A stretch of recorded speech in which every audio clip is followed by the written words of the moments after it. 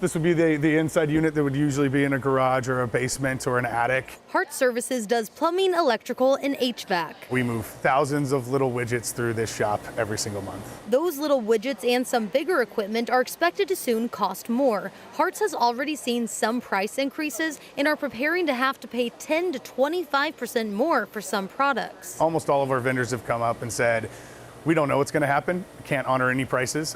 So, we've had to go and say, hey, we can only honor our prices for 30 days because we don't know what's going to happen in 30 days from now. This is due to tariffs. Even the stuff that's manufactured, put together here in the United States, lots of those things have parts that are coming from China and from Canada and from these places that are going to be affected. Parts that are going to be going up most in price, these things that are made of metals. Harts has not had to raise prices in 2 years, but with costs expected to rise, that will likely change. When you're a smaller company, you go out, you feel bad about raising your price to your customer. If you don't raise your prices, though, you just slowly go out of business. Right now, it's everything's up in the air. We don't know what to expect yet. Todd Allred is the executive director for the Plumbing, Heating, and Cooling Contractors of Washington, a nonprofit association. He says the two main concerns contractors have are price increases and supply issues. That's the concern, is that that the industry wouldn't be able to get the materials it needs to make sure that people's water is on and their heat is working. He had this advice for people at home.